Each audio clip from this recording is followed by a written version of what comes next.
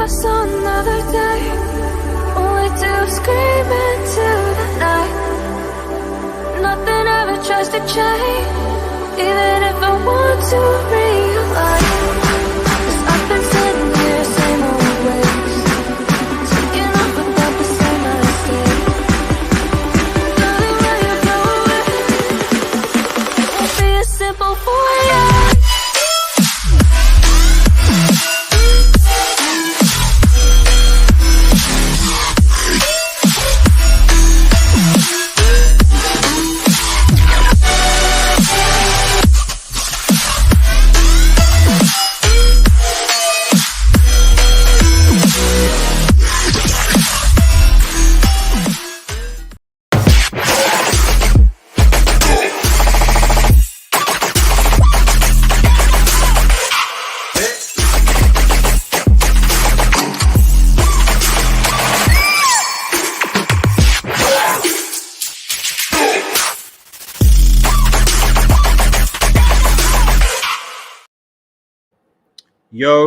Yo, guys, Old Man G here from Red Devil Studio, back again with another Manchester United Top 10 Players Weekly. I'm joined again by the lovely Maisie, who's just above me.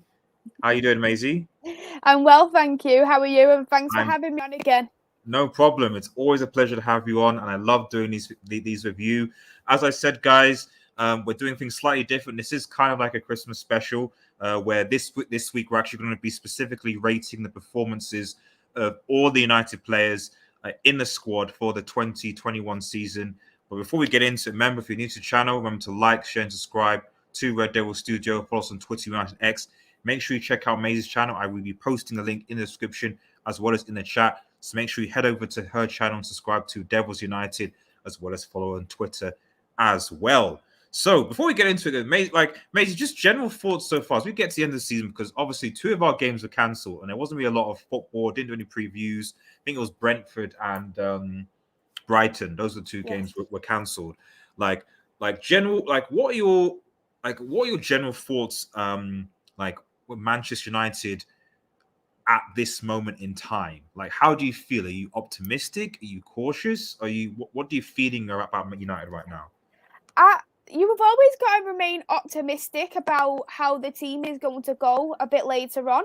And we've got an excellent manager who we can see he can do it.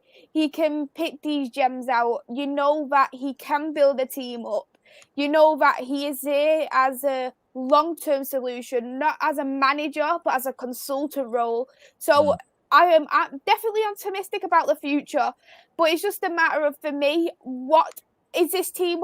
We've got a brilliant team, but have we got what it takes to go to that next step forward to go into a final? That is just my only concern. But we have got these winners who can do finals. We've got players who are serial winners on our hands. And I think Ralph can get the best out of these players. So I'm definitely optimistic. And even though these postponement of games, people see it as a negative thing because we've missed out on 2 games. But in a way, you can look at it as a positive because the players have got more training now to adapt to Ralph's system, to adapt to Ralph's style of play. And you've seen it for Tottenham Hotspur. They've missed out on 3 games in the league. They've missed out on that Europa League conference game, which has now been called off. And when they actually came back against Liverpool and they played against West Ham, you can see that they are playing a lot better under Conte. So I think in a way it's kind of benefited us in the long term for the team to adapt to Ralph's style of play too. No, that's fair. That's a very great summary, great summary, Maisie. I mean, it is, when you look at the objectives, right now, and by the way, shout out to everyone who's watching, by the way, really appreciate it. Mr. Munsman, I'm seeing in the chat. Thank you so much, buddy. I think that when we look at the objectives that we want to achieve for Manchester United Football Club right now, we got through to the round of 16. Great, awesome. Yeah, I would have liked us to be in a title challenge. To be honest, I think it's a bit of a stretch now for us to be in a title challenge. I think Liverpool and certainly City in their stride. So I think it's good. Shout out to Adam in the chat as well. So it's unfortunately it's going to be another top four battle, I think, this year. And I think it's even going to be harder this year because the likes of West Ham, the likes of Arsenal and Spurs all seem to be in the hunt. And you could even make a case that if Chelsea keep on going the way they're going, then they might be dropped into a top four battle as well. So that's where where we are. Any hope of silver, I think, really is going to come from either the FA Cup or well, I'd say the Champions League, but the chances of winning the Champions League are. But you don't know because Chelsea You won never the say Champions never. League. You can never say never. All you need is a good run. You know, if United beat Atletico Madrid and then get drawn against, a semi decent team, you're in the semi-final, and then suddenly anything can happen, especially if the team gels. So there's optimism there. There is definitely optimism there, but it's cautious optimism because now I think that there can be no excuse for the players now because now Ollie's gone, so we can say, oh, it's because of Ollie's tactics, blah blah blah blah blah. But now you've got someone who is got tactics and who's a coach who's got experience and who develops players. Now it's like, well, whose fault is it now? If that makes any sense. Mm-hmm. Yeah, I completely agree with you 100%. I do definitely think it is a top four race. I've always said, though, even before this season started, with several signings away from being a title contending team, we've got Ronaldo, we've got Varane, but we can't rely on two signings to win the Premier League, to outrun Manchester City when they're worth so much money. Their bench team alone could easily get into the top two. You've got Liverpool. They've got a very good squad, Liverpool. Squad depth is going to be a very tough thing for them. And if the African nations still go ahead, it's going to be difficult for them to lose out on Salah and Mane. Yes, Arsenal's got a good run at the moment. They've got a very hard January coming up. So that may knock them down. Spurs, I don't think they've got what it takes to be in the top 14. There's too many good teams ahead. And I think it's quite good how Leicester are dropping this season because if Leicester wasn't dropping, I think it would have been a whole lot harder for Manchester United. But I think we do have what it takes to get into third place for me. I think if we get into third, we win the FA Cup or the Champions League. I would actually say that is a successful season, although I did want to finish a minimum second at the start of the season with a close gap between us and Manchester City, because I've always said it's going to be Manchester City who's going to win the league because that's what I do feel.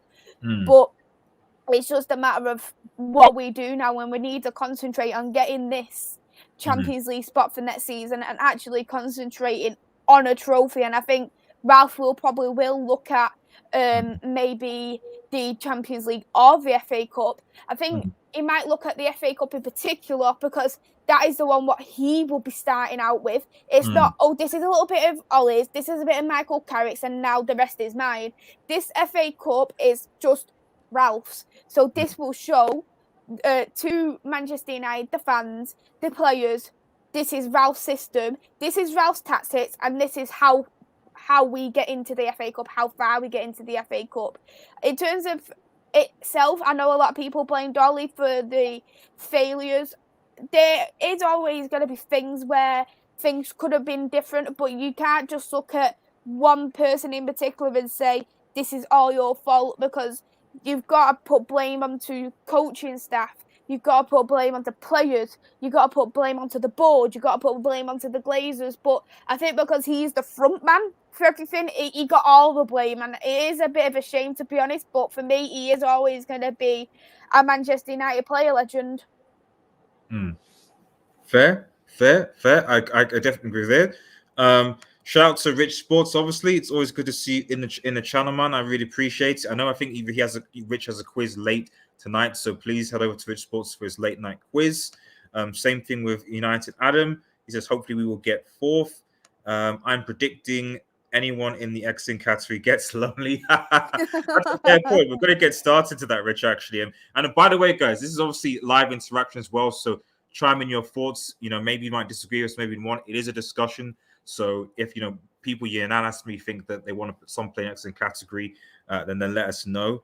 And it says Merry Xmas indeed to you, Mr. Merry Xmas to Mans. you. Erasmus says hello. Shout out to Erasmus, man, long time subscriber, man. Really appreciate it. And Magnus Adam says, I believe in Ralph. I believe in Ralph too, buddy. I believe in Ralph too. Right, let's actually get started then. Let's get started because obviously there's 5 categories as opposed to usual 10 ranking: must sell, poor, average, good, and then excellent. And I think that rather than ranking the categories, I think we'll just start from the top line and then basically work our way down. So the first player that you can basically see in the top, like left, is Ahmad. Now, what I would say is that you have to judge. I think you should judge the player based on the context of their situation. So, so for example, if someone is a bench player or squad player, how have they been as a squad player, as opposed to how have they been as a first team player? Or if this player is a youth academy product, judge them as a youth academy product and the minutes, as opposed to judging them like a poor. That's what I mean. So there should be nuances. So if you see that I put maybe an academy player above an established player, it's because you're taking into account those nuances, you know. Yes. Robert Hall, shout out to you. Thank you, man. Thank you for joining the stream, buddy. So Ahmad, what would you say about Ahmad so far this season? Where do you think Ahmad would go? If you look at last season, he did from January to July, he did have a lot more opportunities at the Europa League because the Europa League, he can afford to play them squad players in these games. So you've seen that a little bit more of Ahmad. This season, I think we've only seen 1 start of Ahmad, 1, maybe 2 starts at most. And when I did see Ahmad, he did look good, but when I did watch him, he didn't exactly stand out for me neither. But when I have seen him in the youth, in the under-23s this season, he has played really well as well. So I think I'm going to go with an average for Ahmad. Sorry, I'm still here. Just had to get something. Yeah, I don't disagree. I mean, the difficulty with Ahmad, I think, is that he was supposed to go on loan. Yes. The beginning of the season, and again he got injured. So I can kind of Bartek, someone said Bartek. So I can kind of see the oh, that might be a bot actually. I'll delete that. I can kind of see that it wasn't. I mean, I don't know. Maybe Ollie gone on social. Maybe that's what Ollie's plans, whatever. So, but I can kind of see why it hasn't worked because he has been injured for quite a lot of the first for this season. So, but obviously for the whole year, I agree. I mean, I think the average is probably a good idea. Is good. He's not had as much games as I would like, but a lot of that is not necessarily due to his own fault. Injuries. I think Ole Gunnar Solskjaer. There were times last season where I was like, why not just play Ahmad on the right? He's a right winger. You bought him as a right winger. Why not play him? And I think we saw the like with Sancho, he went with the same Ronaldo or Rashford, Greenwood, etc., and didn't budge from his starting 11. So I would say that Ahmad's highlight was probably when he scored that goal against AC Milan, because that was a crucial goal. Yes, that was absolutely brilliant. That little header, what was assisted by Bruno Fernandes, it was an absolute brilliant goal. And the height of him as well. You didn't expect him to do the header. Exactly. Against Donnarumma as well. You were just kind of, because Donnarumma's a tall keeper. So the fact that he was able to jump higher than Donnarumma and get it past him, I thought was absolutely insane. So there again, you have something that there's something there, like if it plays into, then there's something there, you coach it. But unfortunately, that didn't happen, So I agree. I put Ahmad in average. Manchester says can't say anything about Ahmad. Max Football, shout out, Merry Christmas. When it comes to both, thank you so much, buddy. Really, really appreciate it. Merry Christmas. Really appreciate it. And Matt says, yeah, how did Aaron beat Donald? I have no idea. That's one of the reasons why I think it was one of the best goals. If you took out to rank, and maybe we'll do another show where we rank the best goals of the year. Because I probably want to do another pre-Christmas show before the thing, but it would for me rank as one of the best goals of this season in the top 10 anyway, just because of the sheer positioning and the difficulty that which he needed to flick the ball above Donnarumma to get it in. So let's move. Let's move him. Let's put him to average. Andres Pereira. Where is he now? Like he's on loan. He's on loan to where is he playing? On loan to Lazio? I don't know where he's on loan to. I'm gonna have to have a look where he's on loan to. Where is he on loan to? Because he's another Flamingo. Adam said Flamingo. Andres, because he's another dude that I'm like, this guy he's 25 and I generally think has a fake English passport, man. You know, I think he has a fake, and I know he wants to leave. You know, I've seen Andres Perkins, sure he wants to leave as well. You know, IMAX Football with the super chat. Keep pushing, man. Thank you so much, bro. I really, really appreciate it. This man's channel is so good, and he motivates me so much to actually to push. And I've been slacking recently, but this guy is a very, very good YouTuber. Please check out his channel, man. He posts a lot of very, very good. He's a great football analyst with good football content, you know. So please head over and check out his channel, guys. You just check it out. Basically, it's all I'm going to say here because it's really, really good. And Mo says, Mo Wada, long time no see, bro. Happy holidays to everyone. I'm liking everyone in the holiday spirit. This is a Christmas special, I guess. So remember, guys, get involved in the play ratings as well. Let me know as well, man. Like, let me know what you guys think. If you think Ahmad average is fine, Andres Perez in Flamingo. I mean, do you just put him as must? I think you should put him in the must-sell category at this point. Yeah. Yeah, I would have sold him seasons ago if he had the choice because he doesn't fit in this squad. Like, he is a pre-season player. Do you know what the thing is? I used to love Pereira when I was younger. And the thing is, I used to say, he hasn't had enough game time because when you watched him in pre-season, he was like amazing. He was like world class. And then when I was like, and then he goes on loan. And then I think he needs to have this opportunity. And he actually did. I think when near to the end of Jose on at the beginning of Ole. And then he played absolutely awful last season. I was like, he needs to go. He's stole enough wages off us now. His sell by date is over now. Like he's gone. I mean, Rich I think says like he's been poor. Robert says, you know, sell Andres Pereira. Says seems sell. And Low changes names every week. Box says Feliz Navidad. Feliz Navidad to you, bro. Feliz Navidad as well. I love that song. And obviously, it's Merry Christmas in Spanish. But yeah, Box says Pereira played for Flamingo in the Copa Liberations final. Oh, fair enough. Okay, because that's big. You know, for playing that's actually big. Actually, that cup final for Flamingo is big. So, but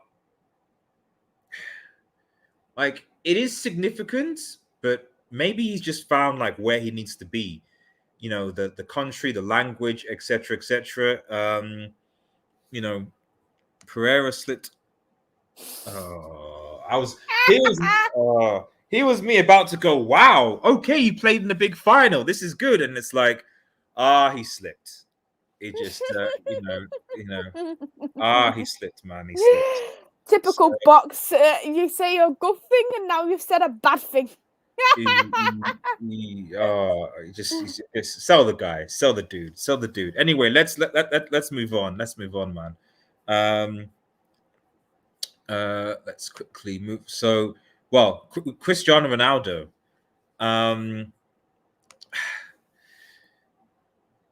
Excellent, because if you do look at this, Cristiano Ronaldo, 13 goals this season, and some of them goals was absolutely crucial in the Champions League. He's helped us out in the Premier League. I know there's been some of these games where he may have not lived up to it, But you do need to look at it, and I think he is definitely a game changer. He's a leader at Manchester United. He is, like, when you see, like, stuff like Cristiano and Ronaldo didn't eat dessert, so the players didn't want to eat dessert. You look at that and you look at him as an influence. You look at someone who it can help the youth, like Greenwood, to develop as a striker as well.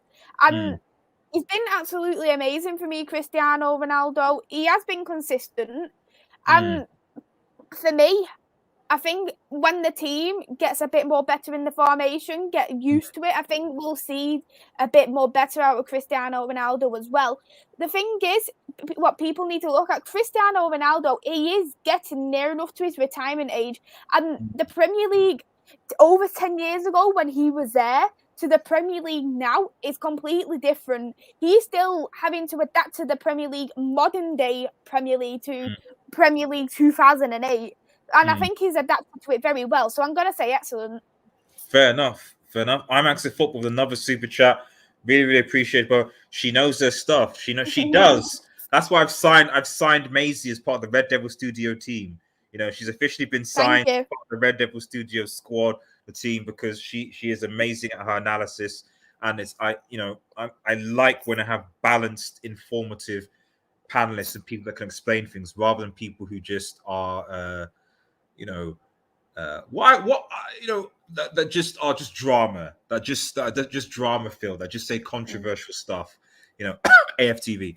But I mean, people who actually know their stuff, and actually are entertaining. So yeah, shout out to you, Maisie. Thank you. I want to just that point around, because Box is kind of saying what I'm kind of saying, which is, see, I feel that Ronaldo has been good because I think he can be excellent with the right service and support. But I just think there have been in games where I felt, and it's not his fault, because much like Martial and Rashford before him, it can be a graveyard shift playing that number 9 role. And I do think that Ronaldo often works better with a support striker. Ironic enough, kind of like Lukaku. The difference is with Lukaku, I think Ronaldo is actually a big game player. The Ronaldo actually can turn up. Lukaku is not. I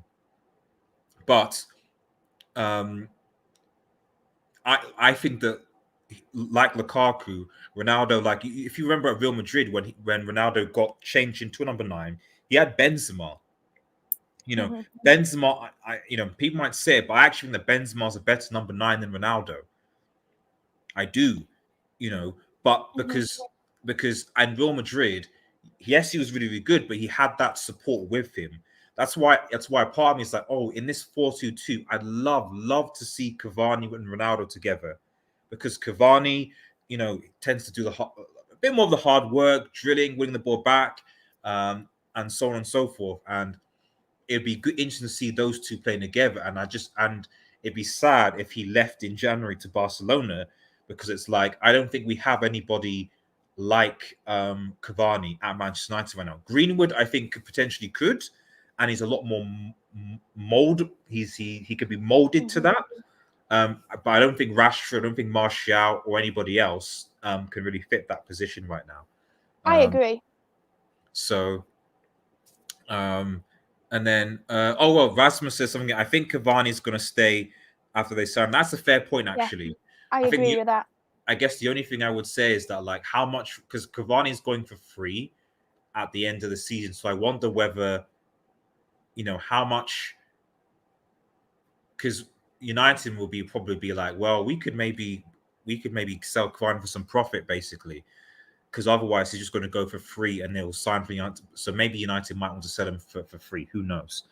But so let me know in chat, guys. What are you guys saying? Are you saying Ronaldo excellent, or are you saying Ronaldo good? Amazing. Are you sticking with Ronaldo excellent, or? I'm sticking with Ronaldo excellent, just because I just feel like he has been a real game changer for us. And as you said, you can't blame Ronaldo for not having the service, because if he had the service, he will get that ball. He would get the goal in. He really would, because we know the kind of player Cristiano Ronaldo is. And you do look at that. If, for example, you're a world-class player, but then you have 5 rubbish players around you, you're not going to look brilliant in that respect. Because if you've got the 5 players who are supposed to service you and you're not getting that. You're Mm. you're gonna look just as bad as them when you're not as bad as them, if you get what I mean. Mm. But I think by the looks of it, the majority of people are saying good. Good, So yeah, I'm I seeing think it. we should definitely stick with the good. Good thing as well. I think we could have a lot of average players today. That is a fair point. That's a fair point. Razzles A says, I think Cavani is going to stay up. Oh, yes, I put that out there.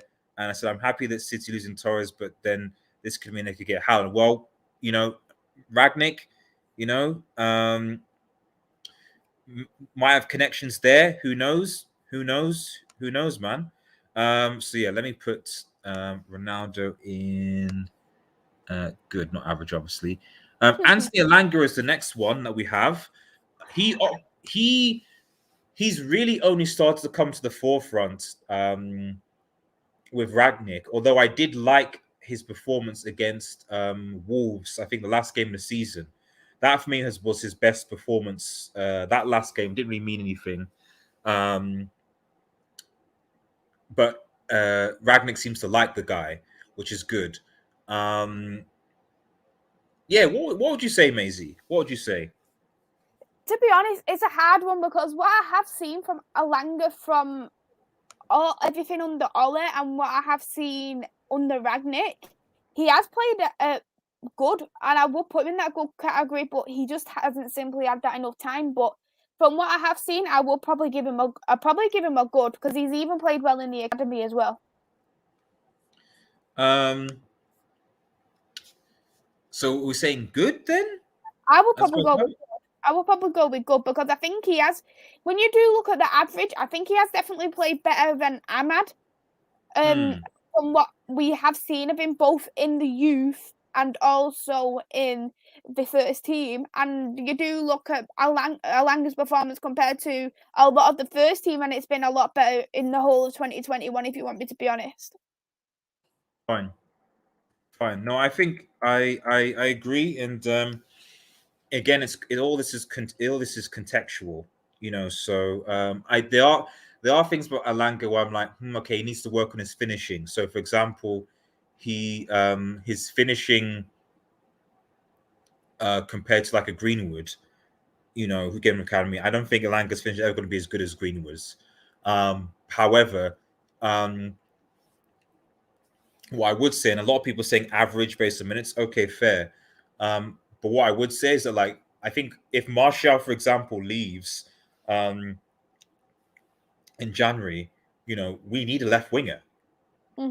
Rashford, if God forbid Rashford and Cavani leave in January, and hopefully they don't, I assume one of them will, though, i.e. Martial, then suddenly it's like, okay, well, you've got Greenwood, you've got Rashford, you've got Ronaldo, you've got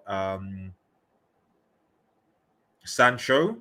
So Sancho's going to play on the right. Ronaldo's up top, and then maybe Rashford on the left, let's say. So who's the backup for those? Okay, Greenwood could come in and play, a number 9 or right winger. And then that's it if Martial goes. So I think you're gonna, and well, okay, Ahmad is obviously there. Ahmad can play right wing, and maybe Greenwood could be backup striker. So you're gonna have a situation where Alanga might potentially be the backup left winger to a Rashford, for example, on that side. Yeah, it's. I think for his context, I agree with you that I think that he's been good.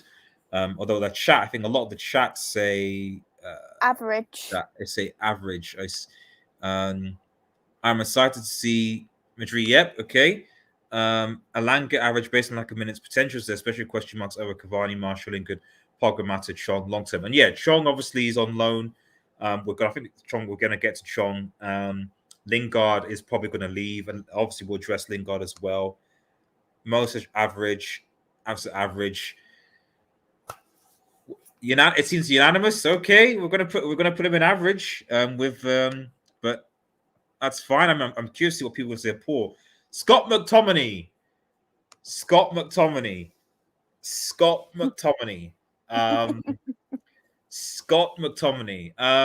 Everyone knows that I'm not really a fan of Scott McTominay personally. I don't really know what he does.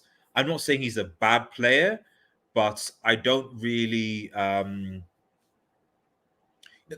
people put him like a McFred together, like McFred, but I feel it's a bit disingenuous for Fred because I know that Fred can be a good box to box if he goes forward. McTominay can be box to box, but he doesn't do it as good as Fred in terms of winning the ball back higher up, in terms of making the right passes. He can drive, but that's about it. And then defensively, again, Fred, okay, he's not great, but he makes those interceptions sometimes. He does it still better than McTominay. So I'm like, I don't really know what McTominay does. Like, what does McTominay do? Can you tell me what he does in this team, Maisie? You know what? What I see in McTominay, he only literally steps up against Leeds, and every other game, he's like a mannequin. Yeah. And do you know what is actually awful? McTominay and Fred are the best together, and when they're not together, they're even worse without each other. And this is like so horrible to see as well. And Bruno Fernandes plays a lot better when he's in front of McFred as well. But I do feel like with McFred, with McTominay, he is one of them kind of players. He's got that little bit of a temper on him at times.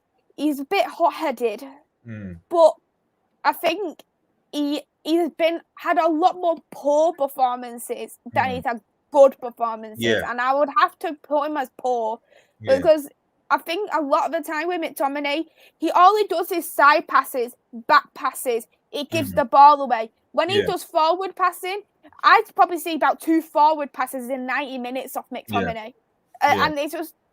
You can't have a player who's just going to put you backwards. Then you bring it back to Harry Maguire or Lindelof, whoever's in the back, centre back, and then the other team is there trying to press onto us such high up our pitch.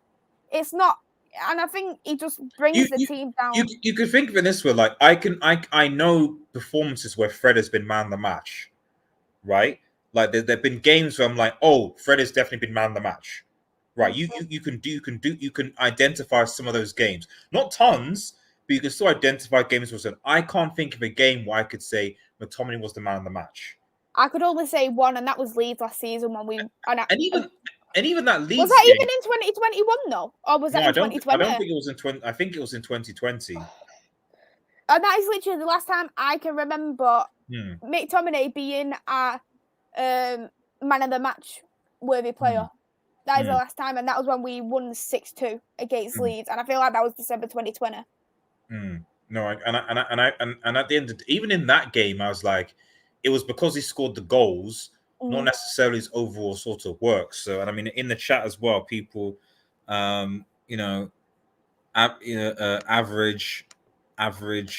McTominay very poor, good on knee slides. That's a fair point. Rich, McTominay has been times poor, but in general been average at times. To be honest, average poor this year.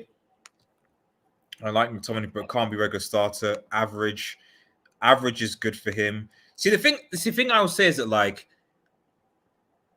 I guess you can't judge him the same as like we've got Alanga and Ahmad in the average squad. I don't know. I mean. I'm going to put him in poor, to be honest, because I'm going to put him in poor. I agree. Yeah. I would put him in poor as well. Box says, McTominay and Fred for me are solid squad men. If we had a backup for Sims for starting through Dell, it's backups. So yeah, I agree. I think they're definite backups. I do think that I would really, really love to see Fred play with a proper holding DM though. That's what I would love to see him play with a peak DM, because for Brazil, when he's got like Casemiro or he's got Fabinho, etc., the guy is great. So it's like, I wonder if we got like a Fabinho or a Casemiro or someone there, and then you place Fred, and then you put like Bruno or someone, then maybe Fred actually might be good, better. But the problem with what I think a lot of people criticize Fred is that like they keep on judging him as a number 6, as a DM. Like, why isn't Fred protecting the back foot? Why is he doing that? It's like, well, from what I've seen in Fred's game, that's not his game. He's not a back four protector. He's a tenacious, energy-driven, win the ball up, almost like a B-Tech Kante in that hurry, win the ball quickly. You know, the games I think against in the Champions League in particular. I remember the one against Villarreal away and even against Arsenal. It was him winning the ball high up the field, pass it to Ronaldo, get it through. You know, that's his game. So do that, he's good. But if you're saying that he should be protect the back two, you know, but he still does it better than McTominay, in my opinion. But yeah, let's put McTominay in the poor category. Now, this is something that's going to be divisive. Anthony Martial. Anthony Martial is next. And again, it's the whole year. I put him must sell because when you do look at it, a lot of people are saying the only reason why Martial hasn't played good is because Ole Gunnar Solskjaer played him in that number 9 role. And you do look at that and you think he played as a number 9 role when he had one of the best seasons ever at Manchester United. Both the times when he actually played his best seasons at Man United, he was playing as a number 9 both the times. In that, when we played half the season, once COVID, and then his first season, he was playing as a number 9 in both them times. But because Ollie played him as that number 9, a lot of people are saying, well, Ollie's played him in a completely wrong position. But if that's the case, did a different manager play him in the completely different position? But I think he's definitely more of a winger player. Don't get me wrong, but even when he has played as a wing player, he's played better, but not Manchester United standards. He's not even a bench player for me because I would play Alanga, I would play Ahmad. I'd even play Jesse Lingard before I play Anthony Martial. And I would actually try and sell him, but whilst we can actually get something out of him, because I think if he stays any longer, he'll be getting a testimonial just like Phil Jones, because no one will want him. That's the key thing. I think when it comes to Anthony Martial, is that I think it's the same thing with like Sevilla. Is that like is that yes, he wants to go, yes, he wants to be sold, but it's his wages. And it's a similar thing with Pogba and so many others. I think Anthony's on at least. I think he must be on at least 200 plus K at least. A team like Sevilla don't have that money. The problem with a lot of these United players, right, is that like, and this is why I guess you see Lingard's other people that they and Pogba, I think they're going to be running their contracts down, is because they know that that clubs cannot afford for their wages and the transfer fee. So at least if we're going to get them, it's like, right, okay, well, you can get me for free, and then I will also get my wages so my lifestyle doesn't go downhill. And I can sorry, let me get this first comment. And I can still have my I can still have my move, is what I'm trying to say. So yeah. I think that Lingard and Pogba and Martial. I don't know how long Martial's contract is. I mean, I think he signed a new contract, so his contract doesn't expire until next year. Is that correct? I think so. He's been here for so it is next year, because I think he's running on to 8 years next year. Yes, exactly. He's been out of the club. So I think that like, if he's going to go to a Sevilla other team, what has to happen is almost like an Alexis Sanchez situation where we're probably going to have to pay half of his wages still. And in which case, Army's like, I don't know whether, because Martial's frustration, I know Boxer said Martial's been a frustration. He's still got talent in him. And I remember that game when I think we played against Everton, and I think it was him and Cavani, and Ronaldo was benched. And I was like, whoa, Martial. Like, I love Ronaldo, but I would have loved to see a Cavani on the right, Martial on the left, and Cavani in the middle, Martial on the left, and Sancho on the right. I'd love to see how that would have worked, because Martial's always been for me the best on the left, and that game was great when they were both playing. They came off injured, so yeah. But I take the point. I think he's probably going to be sold, and it kind of is what it is. So let's move on because I think I'm speaking too much. And thanks for H. Appreciate it, bro. That you have to head off. Thank you so much. Thank you so much. Box says Connor watching Norwich TV. Fred might be given a chance. I agree with that comment from Box. I think he will be given a chance just because he's that pressing kind of player, and that's the kind of player Ragnick will like. And I think knowing that Ragnick is here, and especially if he might actually take on an extra year as a manager, I think Cavani might actually sign a contract extension. No, I think so too. And I mean, not that there's plenty of players that will pay the same salary as a Manchester United, but I agree with you. I think that's probably the best point of call. Let's put Marcel. Aaron Wan-Bissaka is an interesting one. Aaron Wan-Bissaka is an interesting one. Go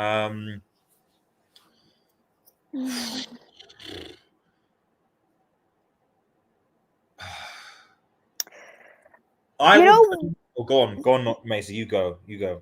I was gonna say, Wan-Bissaka, he is the best right back in terms of defending, but you can't have a right back who can just defend and not go forward, because you need a defender who could do both, a fullback who can do both, like a Cancelo, a Reece James. People argue Trent Alexander-Arnold, he can't defend, but Wan-Bissaka, I think if I was going to choose a fullback to either defend or to go forward, I would rather a fullback go forward if I had if I got a Varane next to him. Because Varane is quick. It's like Wan-Bissaka would work in, let's say, a Tuchel system, where I think he would work in a back three more. Like if he was in Tuchel's system, like it's like Anthony, like Rudiger. I think Rudiger is great in a back three, but awful in the back four. Yes. So I think that Wan-Bissaka would be great as a right-sided centre back in a back three. I've said this before, and a lot of people think I was crazy saying Wan-Bissaka should not be a centre back, but he's a great defender, and a centre back is about defending, and he's quick. Imagine, for instance, Maguire was in the middle. You've got Varane on the left, Wan-Bissaka on the right. Who could not do? I think that would be really good. And then you had Dalot as a right wing back. Just take away Maguire and put Eric Bailly in, and then Varane. Yeah. Imagine that back three of Varane, Eric Bailly, and Wan-Bissaka all together. Like that defense, no one gets past that defense. Literally, if we play that back three, no one gets past that defense at all. That defense is fine. Not that we'll play a back three, but I'm thinking, like, let's say we go and play against the Bayern. We go against players' teams, and we're like, we want to defend. You play that, for me, you play that back three. You play Bailly, you play Varane, and you play Wan-Bissaka in that, and then you use Telles or Shaw and Dalot as your fullbacks, and then you have your midfield. Then you're good. But Wan-Bissaka, as you said, is not a great fullback. But in his defense, what I would say is that when your attackers aren't performing well, you need your defenders to. And whatever you say about Wan-Bissaka is that, generally speaking, very rarely does he make. I mean, sometimes he does, but more often not, he doesn't make that many defensive mistakes. And he hasn't made. I can name two just this season. Yeah, against Leipzig, when we got knocked out. But even then, I think that was last year, so you can't really count it as this year. So this year, for the beginning of January 2000, there's maybe one or two that I can think of. But so I think it would be. I think I would put him in the average category. I agree with the average category. I completely agree with that, because I think there has been players who hasn't performed as well as Wan-Bissaka has done, to be honest. I think Amasa gets Williams stick. He'll be all right for the next decade, but he's been average poor recently, and I agree with that. I do think that he became a bit of a scapegoat at times, which I didn't think was right, because there were a lot of more other players that were performing worse than him. But I think, like I said, but I think also some of that, and again, this is where context is important, is that was he ever really given a rest? He played near enough every single game last season. The only ones I can recall that he didn't play was once 2 games last season. One of them, Lindelof was a right back, and one of them, Tuanzebe, was a right back. So he only literally missed 2 games last season. So I think he was definitely overworked. Exactly. Because the only right back we did have was Dalot, who was a replacement one, and he was at AC Milan last season. Exactly. So this is the thing, you know. So again, it's context. It's like, okay, he's not Ronaldo, but at the same time, like, I would put, if I had to play every single game, especially with the fixture congestion that happened last season, I'd probably be tired as well. And Ole Gunnar Solskjaer didn't rotate, so I think it's good that I hope that Ragnick continues, that he rotates. Like, if Ole was still in charge, we'd be seeing Wan-Bissaka play the Champions League and play the Premier League. But from Ragnick so far, and it could be change, he's put faith in Dalot and Telles. He said, yep, guys, okay, you guys are going to play this game, we're going to play that game. And I hope to see more of that rotation. Because, in fairness to Wan-Bissaka, he had no rest and he had no competition, So I would put him in the average category as well. And would play that Specqueta role. And Boxers, Solskjaer was told about rotating. Bailey's biased with him. Exactly. The rotation thing is the worst thing for me, really. Right. I will certainly probably try and say less, because we've got so much more of the squad to go through, and we've got half an hour. So, like Maxim, I'll try and say less. Axel Tuanzebe. I do love Axel Tuanzebe. I do love him as a player. I think he is a future Manchester United player. I think last season he was used more as a squad player. I think he was actually used as a scapegoat last season in a lot of the games. When he came on as a substitute, a lot of people blamed him for the Everton draw, which I completely disagree with. A lot of people blamed him on the Sheffield United defeat. But I think overall, he didn't play too bad last season, considering he literally came back in his first game in December 2020 after being injured for over a year. And then coming back and then seeing that the kind of player he could be, he pocketed Mbappe. And that is, even a world-class defender can struggle to pocket Mbappe. And knowing that a player who has just came back off injury, the only thing I'll say that's amazing is that he technically didn't do that this year, though. That's the thing. So he's been on loan. Yeah, exactly. And he's been on loan, yeah. And even Box says here, Tuanzebe's 25 next year. He has to get a move on. So it's like he's at the stage where you're like, okay, he's an academy player, but now he's kind of got to be. He's now got to force his way into the first team. Otherwise, it's like, I don't think he should be in the selling category yet, because I still think that he's probably potentially a better defender than even Maguire. Not that saying much, but he does need to force his way through, and it's. I know. I guess I find it difficult to judge Tuanzebe because he just didn't, after that performance, I think, against Sheffield, which was even last year. He didn't really get any games, and you said he's been on loan. So I don't know, guys in the comments, and Maisie, like, where would you put him? I'd put him as average. I'd put him as average because I can't say that he's been poor because he's not had too much game time. But from what I have seen, especially, I think the FA Cup actually last season, I think that was actually this year. So, and he was brilliant as a right back. I couldn't fault him for it whatsoever because he's a centre back and he's playing as a right back role. So I think he's played good in some of the games I have seen, but then he does make them rash decisions, but so does Eric Bailly as well. No, I agree. A very good defender. No, I agree. Let's move on. Brandon Williams. I mean, I think that should be quick. Really. I mean, he barely played this year. Are we? What I would say, bro, Brandon, is this one of the? Is this boxes how he's playing at Villa? I would. He's from what I can gather is how have you seen him playing at Villa much, Maisie? When I have seen him, he's played pretty good at Villa, and I think he might get that little bit more game time as well under Steven Gerrard. So I'd like to see a little bit more how he does develop under Steven Gerrard. But from what I have seen, he has played pretty decent, to be honest. And the only thing I guess I would say about the Brandon Williams situation is Brandon Williams ever going to get into, Williams has said has been decent at Norwich, but I'm just wondering, do you, and maybe I should, and maybe this is the thing, maybe this is a good idea actually. I just thought of another option actually, and maybe this might change things. Add a row below, just quickly. Go on loan. I should have put this here. Go on loan. So not just sell, go on loan.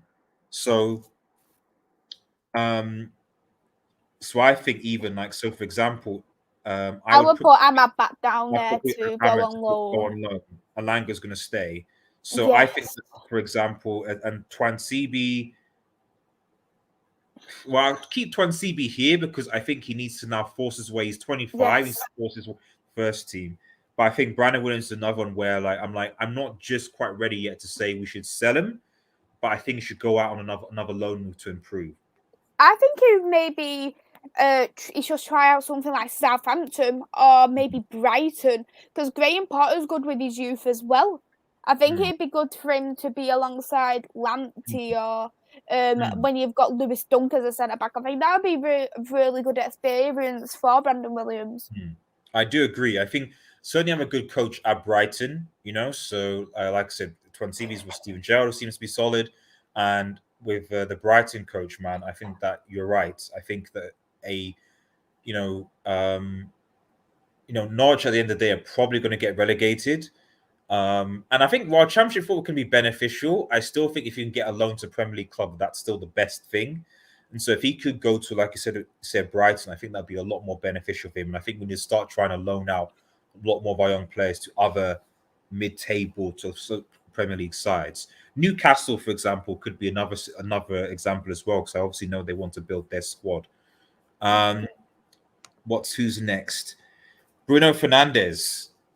I'm going to put Bruno Fernandes as good, just because there is some games with Bruno Fernandes where he has ghosted. But if you look at Bruno Fernandes, his overall stats, 80% of his Premier League games since he started, he's either scored or assisted.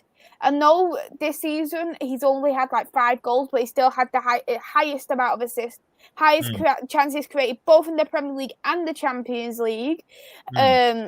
He got last season. He got for 2020/2021 till July, he got the most goals for a midfielder in the Premier League. So we broke Frank Lampard's record. And that is a very good record to have as a player. He won our goal of the season. He won also our player of the season. I think he was absolutely brilliant. So I'm going to put Bruno, for me, at good, just because he hasn't been... I think because we had such high expectations of Bruno Fernandes this season, and because he's not lived up to that at the moment, people think he's played poorly. But when you do look at his stats for this season, they're not as bad as what people think. So I think I'm going to go for good. Robert says, I like Bruno, but it's been average. Bruno X in 2020, good in first, average in part of second. Exactly. That's what I would say. That's why I think I would overall put him in the good category personally. I agree. I think that and man says, I don't know what this emoji is. Wash hands emoji. Fine. But I think good for me would be is a good balance. He was excellent at parts in the first half. So we are looking at this. Wow. Because the thing is, it's difficult because we are talking. Actually, you know what, Maisie? I might have to disagree because a lot of his excellence was last season in 2020. So for most of 2020 was amazing, But I remember the beginning of this year, January, he did start to peter off. And to be honest, it was because we got Paul Pogba that came back, and Paul Pogba almost took over Bruno's role or made him play better towards the latter half of last season, in the beginning of this year. And then the beginning of this season, again, I don't think Bruno really kicked off. So I agree that he was excellent like this time last year, but from January this year, I don't know. I think he's actually been quite. And now I look back at it, I think he's been quite average. I'm just being biased because last season he was ridiculously good for a lot of the season. I don't know what you think about that. I mean, chat as well. What do you guys think? Do you think he's Bruno's been average or? But this is the thing with Bruno, though. I think when you do look at it, yes, last 2020 he was a much better year, but you do need to look at last season also came into this year as well for the second half, and he's still got a fair few goals. He's still got a fair few assists. Even this season, he's assisted in every single Champions League game he has played in this season. I think he got one of the highest goals or assists in the Champions League as well last season too.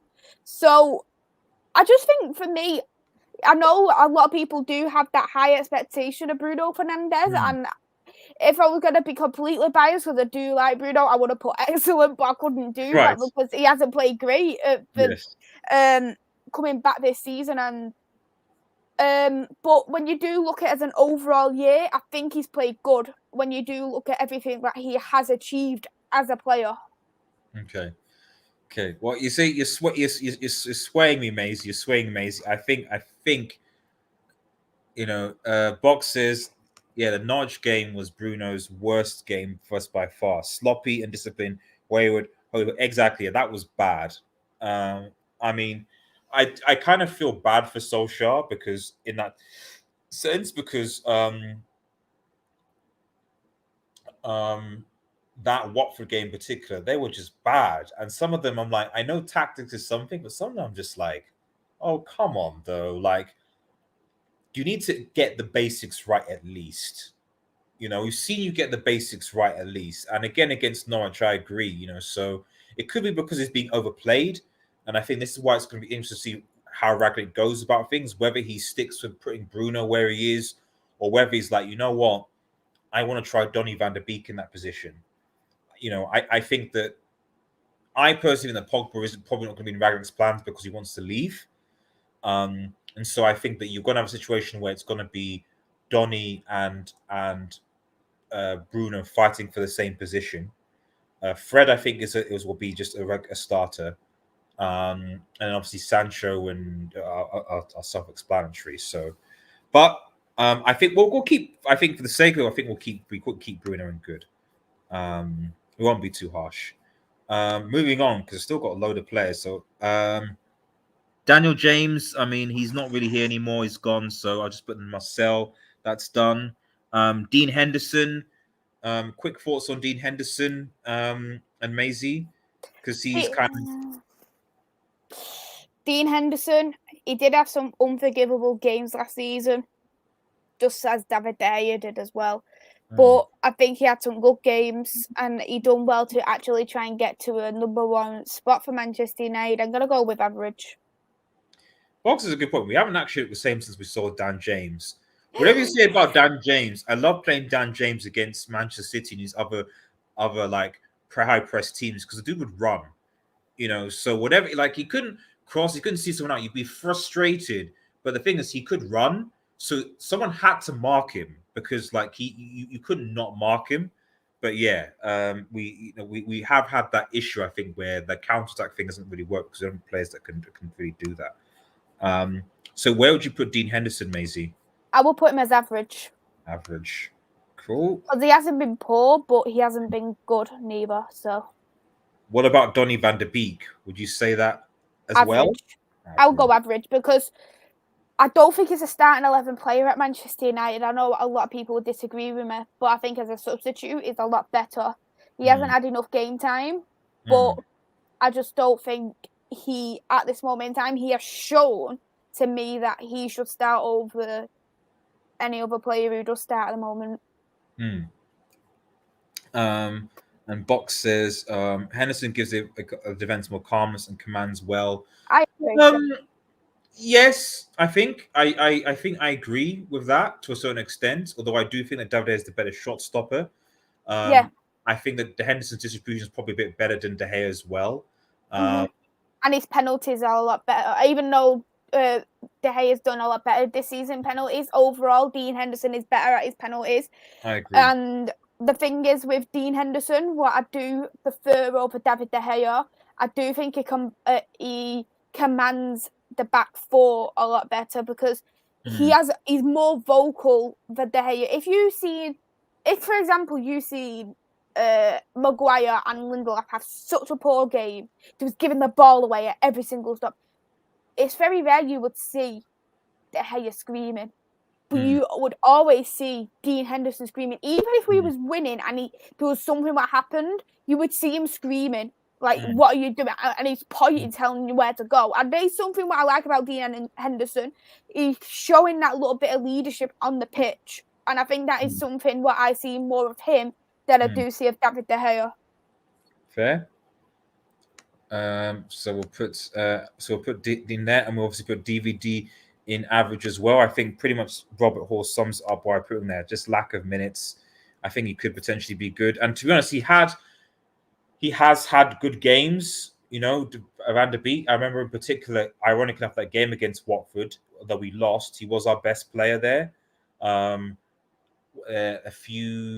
game against, I think, West Ham and the EFL. There were a few games in where like he's good, but he's had not enough minutes, and I wouldn't say that any of the performances I would say are, aside from ironically enough the Watford game, that I would say, oh wow, Donny van der Beek was world class to put him in that kind of category. We need to just see more of him. We do need to see more of him. Let's quickly move on. Hopefully some of these players will be quick. Well, they're not actually. Oh, actually, you know what? We'll put Varane because he's pretty quick. So he's on loan. Facundo Palestri, really isn't much to say about him. Hannibal will probably. He's literally played 10 minutes, Manjaba, of the whole season, like since 2021. I've not seen him at all this season. Seen him for coming on as a substitute against Wolves, and that was it. And that was the last 10 minutes. So I can't even rate him. Exactly. I mean, for some of these, and like I said, I think Gardner as well. What's there? And Chong, they haven't played for Manchester United. Chong's here. So again, all these on loan. Can we just put Lee Grant in must sell as well? Because I've not seen anything of him. Lee Grant, yeah, I don't. He must. I don't see the point in Lee Grant really. And Phil Jones, please. Phil Jones. In fact, let's just create another category here. Let's just create another category here. We're just going to call it Jonesy. P Jones. That why this always does. I don't know why it's doing that actually. Just let me put it here. Okay, P dot Jones. That Phil Jones has his own category right there. He's feeling special. Very special. You put him in his own category right there by himself, like, because this man can survive anything, man. Like, in fact, actually, you know what? I see boxers are good. Yeah. You know what? That's a discredit to Jones. Actually, we're gonna change the category to legend right now. So there we go. Give this man his testimonial, what he deserves. Exactly. We're moving that up. We're moving it up here. Move that up there. Let's move him up again. There you go. We're gonna put. There you go. There you go. Phil Jones is in his own category right there as a legend, so he stays up there because the dude. I can't. The guy could survive anything. He really can survive anything, man. So thanks to the recommendation box. Jones has his own legacy status up there. He's a legend. Respect Phil Jones, man. Is there any other easy? So Mengi's an interesting one. So I see Mengi because everyone else is pretty much squaddy. It's going to take time. He was on loan until July, and then he's obviously only had one start, and he played in the pre-season. So we haven't even seen much of Mengi either, and I think he definitely does need a loan move. I think in the Premier League though, rather than the Championship. So, do you think he should go into a loan, or do you think that Mengi can potentially? I think he does have potential to be a Manchester United player, but I think he needs to build physical strength of the Premier League because the experience he's had is the Championship, and the Championship and the Premier League is miles difference. And this is why you see the second season curse with a lot of teams because they may have built it up, but they're not physically a Premier League team to stay there. My only issue is that, like, because I'm thinking logistically, like Bai, for example, is going to be gone for African Cup of Nations, right? Varane will be back, but in my mind, I'm like, we need at least for me 4 centre backs, and there's a very good chance that one of Varane, Lindelof, and Maguire is going to be injured as well during that period. So out of those 4, who, if Bai is at AFCON and maybe one of those 3 gets injured, then suddenly you only have 2 fit centre backs. So, ironically, it's only for a month though as well. And then if you look at January, you've got the FA Cup. You don't have any Champions League games in January. You've only got the FA Cup and you've got the Premier League. So you could potentially not pick up any injuries in the centre back. I know there's always that risk, but I don't think we're going to get an injury crisis just in the space of a month. Fair. And shout out to Rasmus, man. Take care, buddy. Take care. And Box is a good point. Sure, Wan-Bissaka can be emergency centre back, so that's a fair point. Then let's put Mengi, because this will be quick. Let's put Mengi in on loan. So we've got a few on loan categories here. Now, everyone else is pretty much. I think that you could probably easily put. I think that someone like Juan Mata should be in the sell thing. I think can we agree on that? I think Mata needs to be. Yeah, I do love Mata, but he does need to go. I think he's only getting stayed so he can do his coaching badges.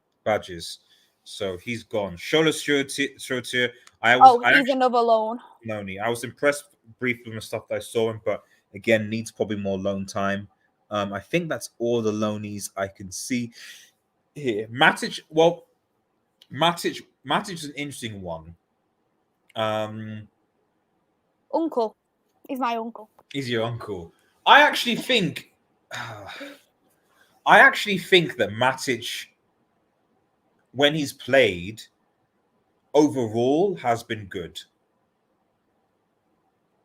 What would you say, Maisie? I think when we have seen Matic, he's had a lot of more good games than he has bad games.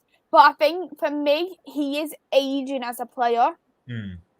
I wouldn't put him in the sell because I think he's good as a backup, especially if we do get a CDM, but we still need him there just to be on the safe side because apart from him, what CDM do we have? We've got James Garn who's on loan and that is it. That is Galbraith as well. There's not many at all who we can personally say we have got a good CDM on our hands, and I think Matic on his day is brilliant. So I would actually put him in the average bit for me because he's lacking that game time as well. But I wouldn't sell him neither. I think if, for example, we get a real good CDM, then yes, I would personally say sell. But I would put him on the average for now because I wouldn't sell him at the moment. No, I agree. Because we don't have we have to have someone in. And the problem with that is that we have to have someone in to come in. And I do, I know people think that Garner, might become in but I think you got to wait and see with Garner. I think he needs to have a Premier League loan before he does come into the Premier League because, yes, he plays brilliant for Nottingham Forest, but Nottingham Forest in the Championship is going to be completely different to a Manchester United's first team. And I think if he just jumps from a Nottingham Forest to Manchester United first team, he will struggle. So I would try him as a mid-table team for the Premier League, see how he gets on.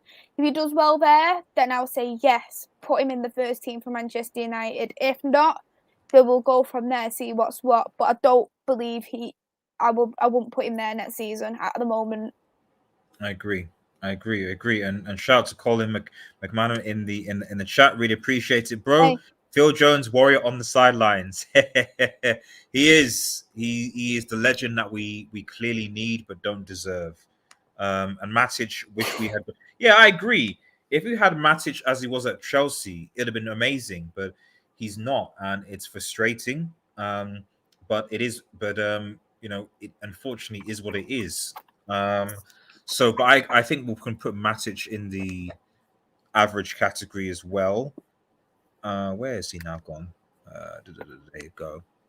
Right. Now, everyone else here is pretty much a squad. I mean, Tom Heaton, you could probably let's put Tom Heaton in the average category because he's basically the backup keeper now. So he's the third choice goalkeeper, and exactly. he actually didn't play pretty bad for me in the preseason, and he literally came on for the second half of the Champions League against Young Boys.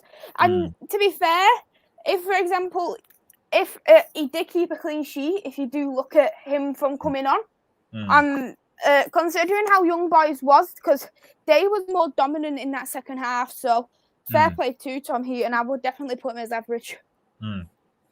I agree. And boxers, so many guys we got years ago. Yeah, exactly. But United have been a retirement home at times because salaries, big package, etc. So, and I think that Ragnick's trying to do is change the philosophy of United that experience is important, but we need to get players that are younger that are going to be taking the next step up, as opposed to solely players who are coming towards the end of their careers and are certainly more injury prone. Darwin's Clever, shout out to you, buddy. Thank you for joining the stream. Why don't we try to get a CDM in January? It's needed. Rumors are that we are. I thought that guy from is it Marseille? I think I forget his name. So it's a possibility, but we'll see because we're looking at Kamara. We're looking at yeah, I think it's called Kamara.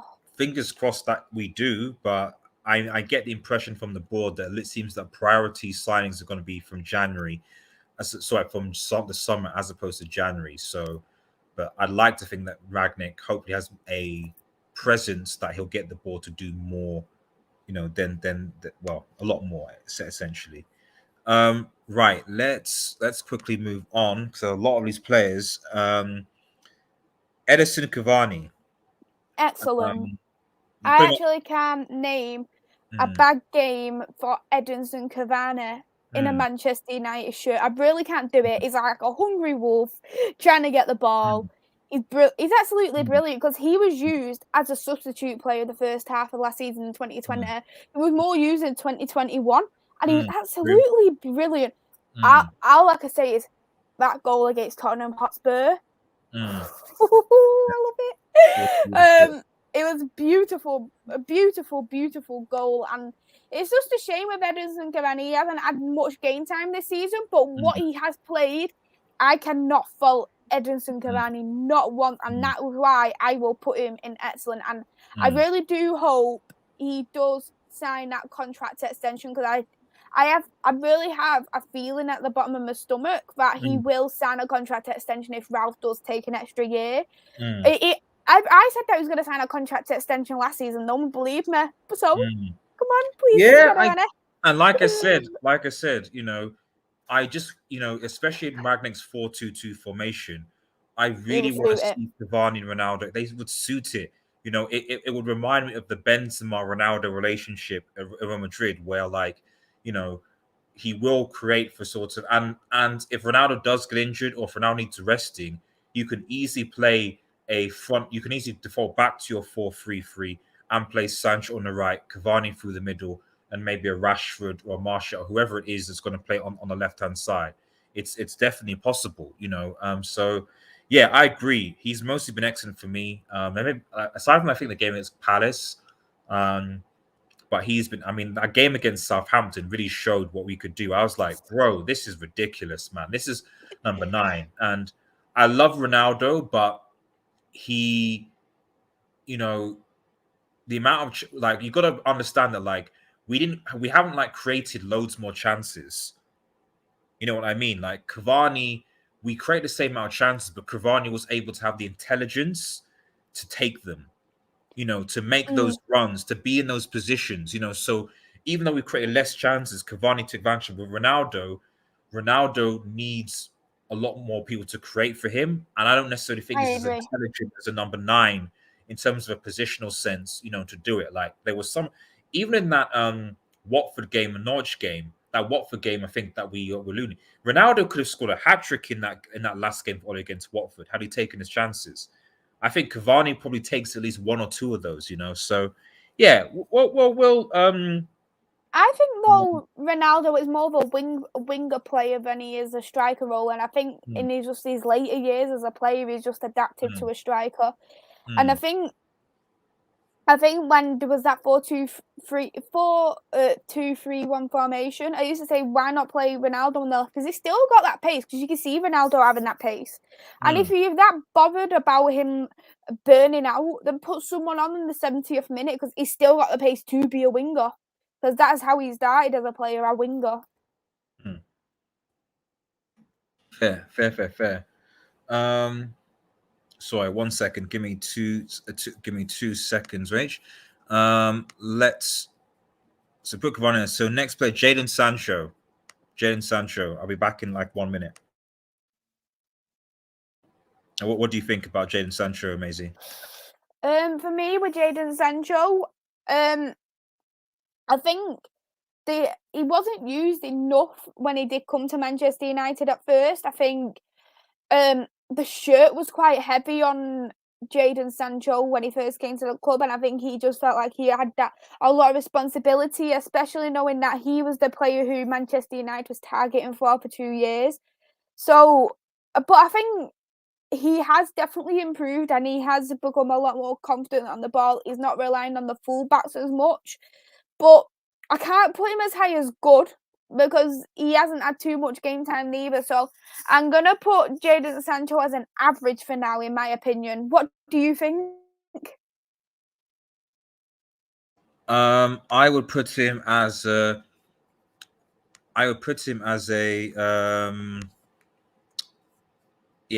as well. Same thing with Johnny van der Beek. I mean, I think he did improve towards the end of last season, towards the end of this season. But yeah, I think you got to put him as average, to be honest, because you do look at him when he first came to Borussia Dortmund. His stats were up there, just like it isn't at Manchester United at the moment. But then after he came on his first season, his stats were getting better and better. So I think with Jadon Sancho, this is a brand new league for him. A lot of people say, well, he's been at Manchester City. He was at Manchester City Youth. He never made a Premier League debut at Manchester City. So this league is brand new. The only senior experience he has had is in the German league, and the German league is completely different to the Premier League. So he needs to adapt as well. But for these past couple of games, I have been very impressed with Jadon Sancho, but it's just the lacking of game time, and I just think he was lacking confidence a lot at the beginning of the season too.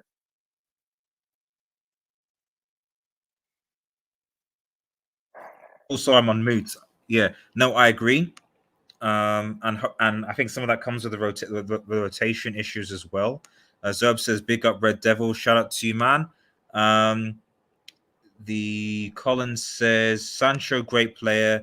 His time will come, fingers crossed." And I agree with that. I think, as Box says, Sancho spoke well about his love for assisting, which shows a great mental side, not all about egos goals. And this is the thing, I think, that with Sancho is that, Sancho is one of the few actual wingers we have. I think Ahmad is a winger as well.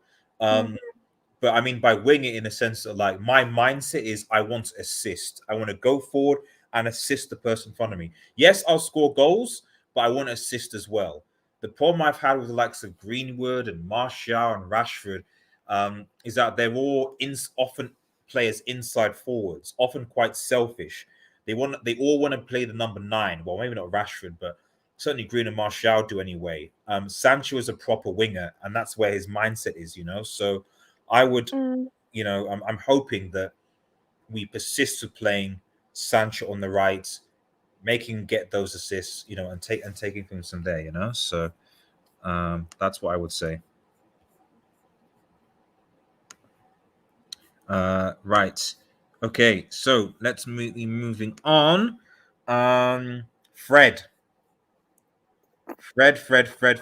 Maisie Fred. Where do you put Fred? This is going to be interesting.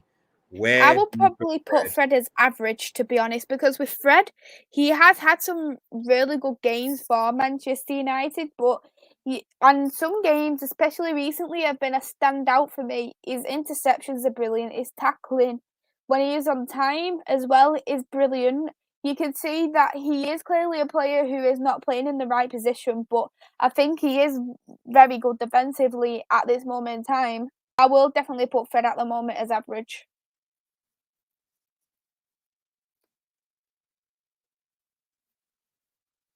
I keep on muting myself accidentally. Sorry, Maisie. So I'm just trying to do 2 or 3 things at once. So I've got on doing another show after this, and it's just all over the place. But yeah, I agree. I think that Fred, you know, uh, why I don't class him saying because is McTominay is that there've been performances, and I think that Fred. To be fair to Fred, I think what I would say is that he's finished the year well. Yes. Like unlike say McTominay, other players, like he's finished the year where I'm like, oh, he's left a good taste in people's mouths. And this is the thing I think with form. At the beginning of the year and going into, I go, but at the end of the year, I'm like, okay, I see what this dude is all about. It's important that he's part of the squad. But He's for long, definitely a squad player. yeah, for long periods, I think for this season he's been pretty average and not really there and losing the ball and being bullied. Um, but I'm hoping with Ragnick's system, which looks like it might suit Fred more, that he can be what I would say about Fred, to be fair, is that he at least is somewhat consistent and he's always fit. So for a player that like, and this is why I'm excited to see what Ragnick does, because I don't recall Fred ever being injured.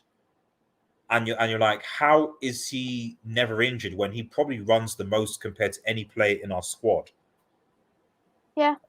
You know, I'm trying to think when he's injured, but I can't think of him ever mm. being injured at but, all. but you look at a lot of our players. I'm like, I don't know how a Pogba or even a McTominay or a Martial, so many players that have injury issues, how they are suddenly going to be better players when Ragnick's going to demand more on their bodies and their time. Mm-hmm. You know what I mean? If you already showing them injuries already, then to place more, you got to run more, you got to be more intense, you got to press more. It's going to be harder. Whereas I think a player like Fred will be okay, So, but yeah, I mean, Mo says Fred has been good, excellent. Okay, fair. Colin does say Fred arguably will be on the same par as Kante, especially under this new manager. I mean, I hope so. What I would say though is that his time is kind of running out because, to be honest, he is, I think, either he's going to be 28 or 29 soon, so he kind of needs to turn good quickly because Yeah. at some point he's not going to have the time anymore. So with him and McTominay, it's like, bro, these guys are now should be in their prime now, so we can't Do keep you on know the waiting thing for is with a lot of people, they'll see Scott, I think, as an academy player still, whereas they see Fred as in you need to get better kind of thing, but they see Scott like it's okay, he can improve in the next couple of years because they still see him as an academy player because he came from the academy. But that shouldn't be the case because they're both roughly around the same age, so they should be more. Well, with Fred, he is definitely improving, but Scott, I actually can't see him getting better No, at I this agree. point, and I think he's only going to get worse. No, I agree. So let's put Fred in the average. There's a lot of United players in this average folder, man. A lot of them. Victor Lindelof. And actually, before we go to Victor Lindelof, I'm gonna deal with this man right here. Um, to be honest, I'm between. And I'll put this here. I'm between a situation where either he goes here or here. I'm not entirely sure at this point. I probably, if I'm good, I'll keep him here. I think the Harry Maguire has been poor. I'm going to put Oh Harry Maguire as poor as well. I really would, because he's just this season. He's been unforgivable. Mm. And the best bit of how Harry Maguire was in 2020. So Harry Maguire goes in poor for me. See, Box. I mean, this is where I disagree, man. And Maguire was good up until summer. Then poor. I don't exactly know what about him was good though, and also bearing him like. I agree in the Euros he was, and I agree that when he was paired with Bailly that he was, but I don't agree that when he's played with Lindelof that he has been, great. I mean, I know a lot of people will go, "Oh, the last 3 games of the season, Bailly and Lindelof and all the rest of it, we conceded against Villarreal." So, like, okay, yeah, but we didn't concede like 5 goals. Like when we had Bailly and Lindelof when Maguire was out, we didn't concede tons of goals. You know, I it's one of those ones with Maguire where, like, yes, maybe he might have had a good spell early in the year, but his recent one was just unforgivable that I don't care. Like, you can't concede 5 goals to Liverpool at Old Trafford. I don't care. No, no, no, no, no. You can't do that. And you're the captain? No. You can't concede 4 goals away to Leicester the week prior. You can't then concede 3 goals to Man City. You concede another. He was in defence against Watford, if I recall. Yeah, exactly. Yeah. You concede another 4. No, screw you. No, no, And not no. on top of that, he threw the captain's armband. No. And then you get sent off. He threw the captain's armband down. I'm like, nah, sorry. And, yeah. No, in fact, you're making me angry now, Maisie. I'm gonna put him in the cell category. No, I'm gonna do him now. I'm done. I'm done. I'm done. You're getting yourself angry. I'm done because that for me, that epitomized the whole dysfunction at Manchester United, where your captain, we were potentially in that game as well, because I think it was at that point it was 2-1 and we were pressing, and Ronaldo would have chances, and if Ronaldo had put some of the chances away, we could have potentially turned that game around. It was interesting. That game could have still, but Donny van de Beek comes on and suddenly we're like, okay, come back. And then what happens? He gets a red card. He puts the team in a negative situation. And as we've seen with United, if United gets sent down to 11 men, we just can't seem to cope. We're just all over the place as we were on the Ollie. And if you told me, right, okay, you can sell Maguire and you can bring in Anthony Rudiger or another top class defender, I would. That's why I want to put him in the sell category, because I'm like, I don't see the benefit. I mean, the rest of the season. I think at the moment, though, we still need a centre back.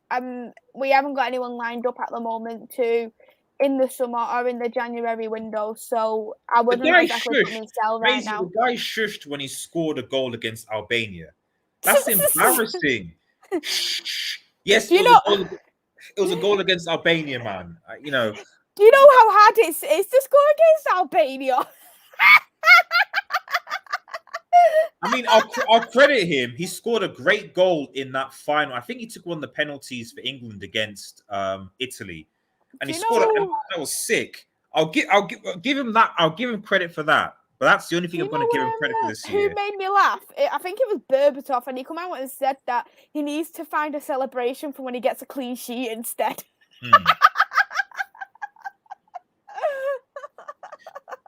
Colin is right again. Is what Harry has been away out of form. He had a great tournament in the summer. Ever since he has somehow lost it, and I can only judge him based on what he's done for Manchester United. But the thing is, a lot of people are making the excuse saying it's because of the Euros and it's lacking confidence, and this is why Shaw is down. You can't exactly just blame the Euros. Why ain't Phil Foden not in this same position then? Yeah. Why is Mason Mount not in this position? Why? Who else? I'm just trying to think of players off the top of my head. Who else? There is some players who have been poor since the Euros, like Harry Kane is another one who I think's played poorly as well. But you look at as well Reece James, since he's come back off the Euros, this is the best season I've seen of Reece James. You look at Chilwell, even though he didn't play a game, he's still been absolutely excellent. trying to think. Kyle Walker, he's not really had a bad game either. I agree. So we can't exactly blame. People need to stop blaming the Euros, because I think a lot of people are blaming the Euros on Rashford as well, and that's not the case whatsoever. I agree. And we need to stop blaming the Euros, because the Euros happened 6 months ago. Yeah, it's allow that. I understand the beginning, but not 6 months later. It's getting beyond the joke. Exactly. And a lot of players are recovering and reforming, so I disagree with that. Right, we're gonna have to speed up the rest because we're at 1 hour and a half, so I don't know this to go on for too long, to 2 hours. So we'll try and be quick. Victor Lindelof, average what for do you think, Maisie? You think average? Let's put him in average. I think that he's I think that he's had some good moments and he's had some bad moments, I think, with Victor Lindelof. I don't think he's been as bad as Maguire has, though. I'll put Maguire in poor. I'll put him back there. Telles is actually an interesting one. He's played good. He's played good from what I've seen, but he's lacking game time. But every single game, I cannot fault Alex Telles. Whereas when you look at some players who hasn't had the minutes, like Donner, I can name where he has had poor games, and I can name a poor game from Matic as well in 2021. I can name a poor game from Dean Henderson in 2021. Whereas with Telles, I can't name a poor game. So I'm going to I want him in good. I think at times he has been defensively exposed, which I think is which is not ideal. But he has improved a lot more. He has improved. I agree when he's played. So yeah, we'll put him on average. Eric Bailly. I love him. I'm putting him in good. He's got to be in good at least. Good for me. Good for me. I would have said potentially excellent if they'd won the Euros, because a lot of people say he gets injured. Like at the end of the day, and this is this year, Eric Bailly has not been injured this, as far as I'm aware. Maybe there might be an illness or a concussion, but in terms of injuries, he's not been injured this year. He's not been. There's not been he was out injured. I can't recall it. Aside from, I think, when he had a head injury, but that's not really the same as so you have to have concussion protocols. In terms of actually an injury, it's like when people say he's not been fit. No, he's when boxing he's not fit. No, he has been fit. The issue is that he wasn't being picked. So he has been fit in this season, but last season, when you do look at 2020 near to the end, he was getting injuries into hands. He had to take his role at times as well because he was picking up that odd knock when Harry Maguire was getting injured. But I think Eric Bailly is a very good centre back. But when you do look at Eric Bailly, even though he is excellent, he's too injury prone as well, and this is the only downfall. And when you look at I think Eric Bailly's been at the club 2-3 years longer than Harry Maguire, and Harry Maguire has played more games than Eric Bailly, and that is obviously down to injury. But this is my issue thing is that one of the frustrating thing about Solskjaer is that I don't know how injury prone Eric Bailly was, because to me injury means that you're out injured. So if you're available on the bench, for me, you're not injured. I agree. So there were a lot of games on the social this year where I was like, why is Maguire playing 2 or 3 games in a week? Why isn't Bailly playing at least one? And or in the case of this season, I was like, Maguire's been I think Eric Bailly even said Maguire just come back from injury.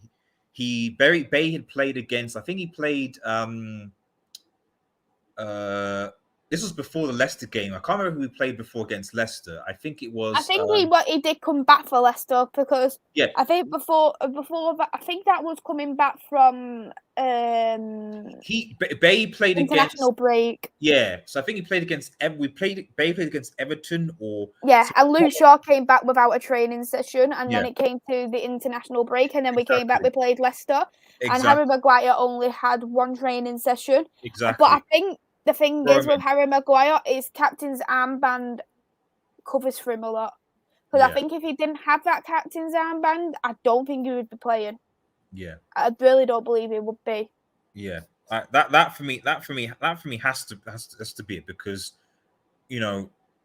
I don't see the point of like putting a player on the bench. If the guy is so ridiculously injury prone that you can't play him, then don't put him on the bench then. Put Menki on the bench. Put someone on the bench because you need him to be available. So when you say that he's available on the bench, you're telling me he's fit to be picked. He's there. And so certainly for this year, because you're right about 2020, I agree. But for this year, 2021, as far as I've seen, he's not been injured in an injury issue. He's been fit, but he's not been picked. And when you see a Maguire hold like a 5 goals to Liverpool, and Bay's fit, and you don't drop him. And you look at that from Manchester City as well. He got dropped on the 45th minute, and Harry Maguire was still on there. Stayed. And I still and I know people are like, oh, he gave the ball back and he caused the own goal. I'm like, yeah, but that was a lot of that was because of the amount of crosses that City was spamming into the box that he was trying to clear. You know, and also does that. But anyway, I'm not going to go on over a rant because we have tons of time. So, but for me, from what I've seen of Bay and what he's delivered, I put him in the good category. What would you agree? Yeah, I agree. Sorry, I'm a Bay defender because I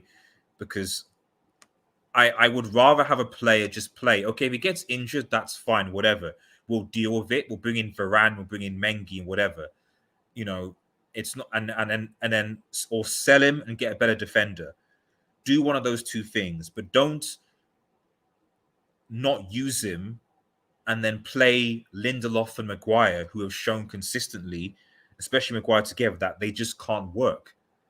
You know, I still remember what was it against was it against Atalanta or was it against Arsenal? I can't remember, one of the two, when he was playing centre back, when he did that kind of like wrestle.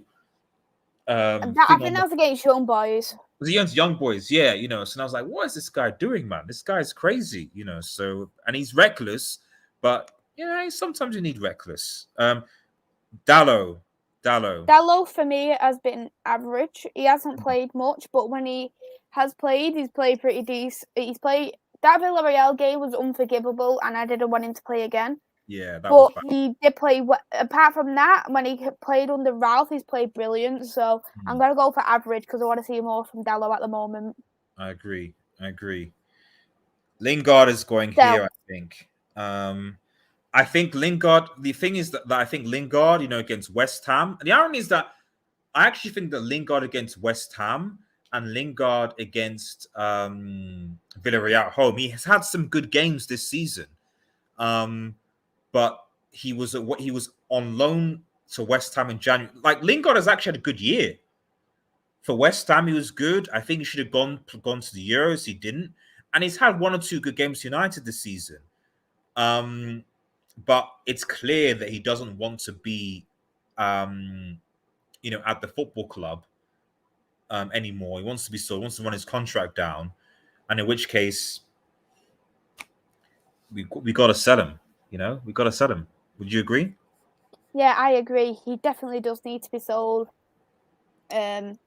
Yeah, if you want to go, you go. Don't run your contract down. You should be just speaking to clubs and saying, I want to go as soon as possible, just like Anthony Martial's agents come out and said. Luke Shaw.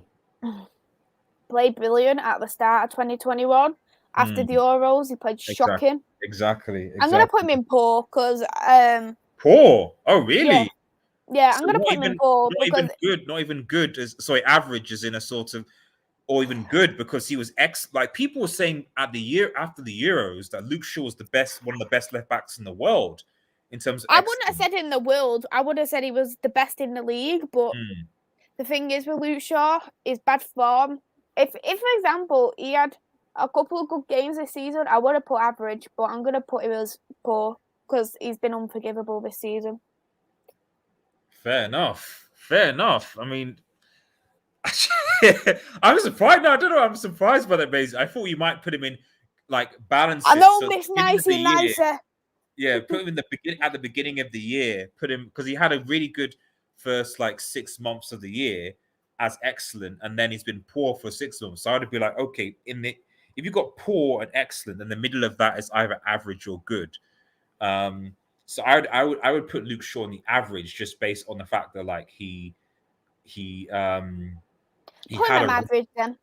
yeah. I think it's just because you can't ignore the first 6 months, like when he was like ridiculously good, like there was no one better than him, and then he's just been bad, and now partly because he's been injured, partly because I don't know, maybe he's put on weight, and so it'd be interesting to see how good he will get because now that Telles is now starting to push him for competition. Because Luke Shaw seems to be the type of player there where I think that when he's got competition, he might get better. But again, he's aging as well. But yeah. And you do also look at Luke Shaw. He's been at the club for what? How long? 7 years now, and he's had Yeah. one good season. Yeah. That's a But fair you point. do also need to look Yeah. at the respect. Yes, he broke his leg and he had a big journey. But Mm. when you do look at Luke Shaw, and he did come as a young player, you expect more than just one good season out of Luke Shaw. Yeah. No, I agree. And I think that I agree. I agree. And again, could potentially be sold if he doesn't really step it up on the Ragnick's thing. Wait, 5 players to go. Marcus Rashford. Poor. I would put him poor as Because well. I would literally love someone to tell me what he has done in 2021. He hasn't done anything for me in 2021.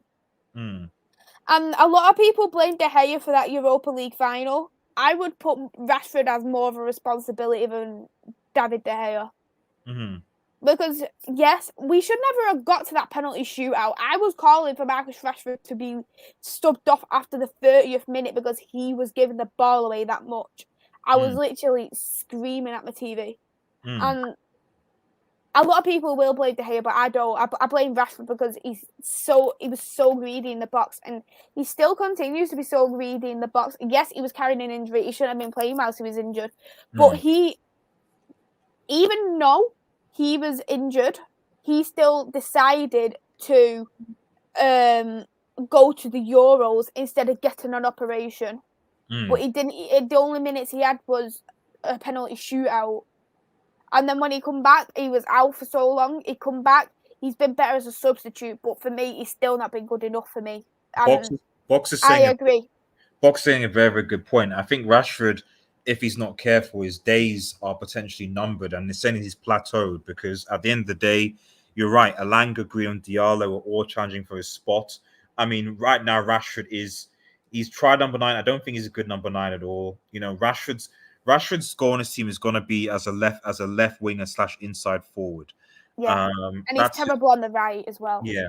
So, he had a few games last year, but no. So really his main competition right now is because Greenwood is probably not it will probably battle for right or centre forward. I think he'll be Ronaldo's understudy when Cavani leaves.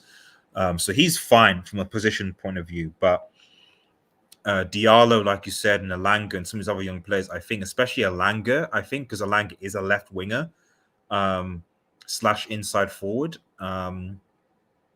he's gonna push him, and I think if Alanga's finishing gets better, then he might dislodge. Because right now Rashford's finishing is better than Alanga's. There's no doubt for me. But if his finishing gets better, you can make a case Alanga displaces Rashford, especially if Rashford gets injured again. So we'll see. We'll see. Rashford looks a bit weaker now, losing. Yeah, exactly, and that could be the side effect of injury. We don't know. But yeah, that's the big thing, I think. But he's been poor. Poor Pogba. Sell. Ooh. Now, in defense to Paul Pogba, what I would say is that for the first, when he came for January, and this is what I said about Bruno, was that like I think that he especially regarding top 4 and stuff like that, is that I think that Pogba was crucial for us in our form to getting top 4 this beginning of this year, and in the Europa League as well, because Bruno I think plateaued as was average / plateaued this season and benefited from him. Now this season, and even the beginning of this season, the first 2 games, you're like, oh wow, Pogba looks good. He's got 7 assists. He's still got I think, the second highest assists in the league because of that. And you're thinking we're going to now move and go forward, but it just hasn't happened. And he's got injured again. And the irony I keep on saying to people like Pogba, and I like Pogba, I have no issue with him, is that a lot of people say Bailly is injury prone, but Pogba, I can't remember a season where Pogba himself has played a full season for Manchester United. He hasn't. He hasn't. I think it's only like the first season where I have seen the most out of Paul Pogba, and people were saying with Paul Pogba, oh, it's because Paul Pogba was playing as a CDM. But next season, he will become a lot better. But I would literally love to know what was Paul Pogba's best season at Manchester United. Can you literally name a specific season right now what you would say was Paul Pogba's standout best season? The only season I would say would probably be the one with him and Zlatan, which was probably his first season. And people say he wasn't good enough at the time because he was playing as a CDM. But then I would literally love to. A lot of people would say slag off Pogba as well. Slag off Pogba. Some people really love Pogba as well. But Pogba is far too injury prone for me. I feel like if Paul Pogba's head isn't with it, it brings the momentum of the team down. When his age, I think the biggest problem is Pogba's agent. If his agent, if he didn't have this agent, I don't think the problem would nowhere near be as bad. And we should have just sold him to Real Madrid before, like a couple of seasons ago, before we got Donna, because I think we would have been better off and we would have made some kind of profit at least. And this is the thing, we're going to let him go twice on a free. And this time we spent scandalous amount of money for Paul Pogba. I actually didn't even want Paul Pogba at Manchester United. I've actually really did not want him. But it's one of those. He's a luxury player, and the thing is, if he was in a Real Madrid team, he'd pop off. If he was in a PSG team, he'd pop off. Same with Manchester City. If he was at Manchester City, he would pop off as well. But we didn't have a team at the time, where he could pop off, and I think that's the biggest.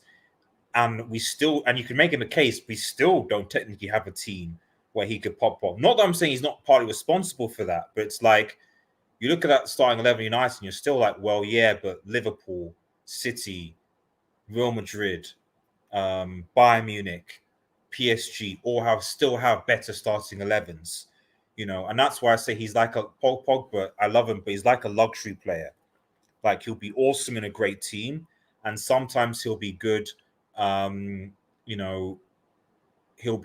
have a world-class performance, like for example when he scored, I think there was that really good goal against I think was it West Ham when it was like out of that was a brilliant goal. It was outside the box. It was amazing. I remember that goal very clearly. It was a very good goal. We know that he could do that from outside the box. We know what Paul Pogba is capable of, but the amount of money we spend on Paul Pogba, we expect a lot better from Paul Pogba. He could play. He could have one good game and then he'd be crap for the next day, and we don't want that kind of that type of momentum, that type of performance. And when you have a player who is only good for one game and then crap for the next day. We ain't winning no Premier League like that. And all players who are like that, who are good one game and then crap for another 10, sell them on. I agree. Right, almost done. Raphael Varane. I love Varane. I want to put him in excellent because, you know what? 75% of Varane's games we've had a clean sheet. He has started him. The injuries, though. It is the injuries what lets him down. He commands that back line. He is a leader in that back line. I think when Varane is in that team, we are much better defensively. We're more defensively structured. I see that if Varane does keep fit, we will be a very good defensive team. But it is the injuries what lets him down, and I can't put him an average. And I think when he does play, he does make that whole difference, and that's why I will put excellent, because I can't name a bad game what Varane has played neither. That's fair. I'd say I would put him in. I would put him in good, just simply because of the fact that, like, we've not been able to get the best out of him because he's injury prone. It's like with Bay. Like, I think it's ironic enough. We have to. For me, our best centre back team would be Varane and Bay. If Varane and Bay were fit all the time, you pick them all the time. Like a fully fit Varane and Bay, I think is the best centre back pairing in the league.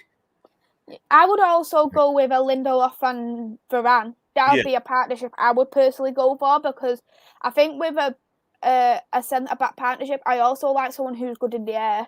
Yeah. And I think Varane and Bailly together, they're not exactly good in the air, whereas Lindelof has improved so much in the air, and his aerials, his interceptions and tackling has also improved so much. His one-on-ones have improved, and he's a lot quicker than Harry Maguire too. So I would personally go with a Lindelof and Varane partnership. Okay. So should we say then good then? Do you think? Yeah, put him in good. Yeah, put him in good. I'll put him in good. I know this is his first season, so put him in good. I mean, this is really bad. Let's summarize our season. Like, how many players are in average, a few in good, one excellent. Phil Jones is miscellaneous, and we have a lot in poor and must sell, and obviously the loans. Mason Greenwood. I say Mason Greenwood gets in good. I agree with that. Mason Greenwood for me gets in good. I think that for his age and for what's expected of Greenwood, yes, he's still selfish. Yes, he's still growing, but he's scored a lot of clutch goals for us when he's been. And even now, I think he's our second highest goal scorer, second to Ronaldo. Yes.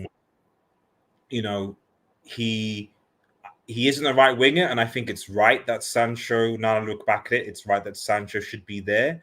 But he's Mason is talented, man. And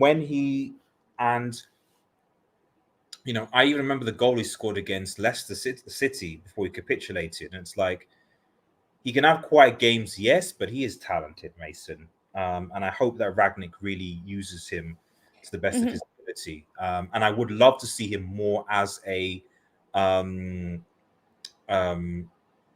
9. Yes, I don't think he's had the best 21, but I think he's been good for where he is as a player. Because remember, he's trained as a striker. He's not really a right winger. He's mostly been used to makeshift striker, makeshift right winger, just used to kind of filling gaps. But when he's filled in the gaps, he's generally been okay. And he's got massive potential, as Colin has sort of said. So, yeah, good, would you say? Yeah, good for me as well. I agree with that. I think he's definitely a future for Manchester United. And again, as Brooke said, I think he requires the appropriate coaching ability. I agree with that. And hopefully Rangnick fulfills that. Last but not least, we're finally done. David De Gea. You know what? Even though last season he wasn't good at the start of 2021, he's well and truly made up for me after the Europa League final, and I'm going to put him in good. And the thing is, what I would say about Europa League finals, that like, it's penalties though. Like, it wasn't like, I think he conceded one. Yeah, you should have said one, but that's, penalties are always, because at the end of the day, even if he did say one, like, penalties are still it's still like a luck based thing. You know what I mean? Like, I wouldn't judge and that for me was on Ole Gunnar Solskjaer to have made the right decision to sub De Gea and put Henderson on. He should have known to. For me, you should have known that. You should have known Henderson was a better penalty stopper than De Gea. Sub him on and do that. And if we'd done that, we won't win the cup. He didn't do that, and we had issues. But I think from the game perspective, for the whole 120 minutes, he was fine. He was okay.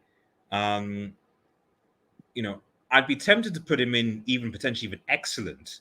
I wouldn't go as far as excellent, just because even if you took away the Europa League final, there were some games what stood out for me with David De Gea, the 3-3 draw against Everton, I was very angry with. That was one game And I think it was down to both him and Harry Maguire why them 2 goals were conceded so at a short space of time. And there was them silly errors at the beginning of 2021 what did cause Dean Henderson to make some starts in Manchester United's first team as well. So that's why I'd put him as good, because he has become coming back to his old self, but at the moment, but when you look at a poor start to a world-class ending, that's why I always put him as good. Fair enough. And I think I agree. I agree with that as well. Right. So that's it. That's pretty much it, everyone, guys. I mean, as you can see, really the only excellent player we have this season, which is kind of sad, is Cavani. We've got a few good players: Ronaldo, Bruno, Varane, Greenwood, and De Gea. A lot of average players. And although some of these average players have potential, like Sancho, Telles, Lindelof, Fred, and so on. Some of them you think you're questioning, like maybe Wan-Bissaka and Shaw. These guys have got question marks. The British contingent, and then obviously we've got loanies as well. So, but guys, have a good season. Maisie, thank you so much for doing this. Thank you so much for coming on. We're going to hopefully have another end of year stream together before we wrap things up and just talk about Manchester United. So you've been a lovely, and you continue to be like a lovely co-host. Merry Christmas and best and happy seasons, like a merry seasons for everyone celebrating with their family this year as well. Thank you so much for being part of the Red Devil Studio community and getting involved in the chat. I love you guys, and please let me know what more you'd like to see from the channel, what more you want to see. I am going to be rejinking the membership system fairly soon. It's going to be, one, it's going to be cheaper, and 2, there's going to be a lot more stuff in the membership stuff. So everyone, have a great night, have a good Christmas, take care, and cheers.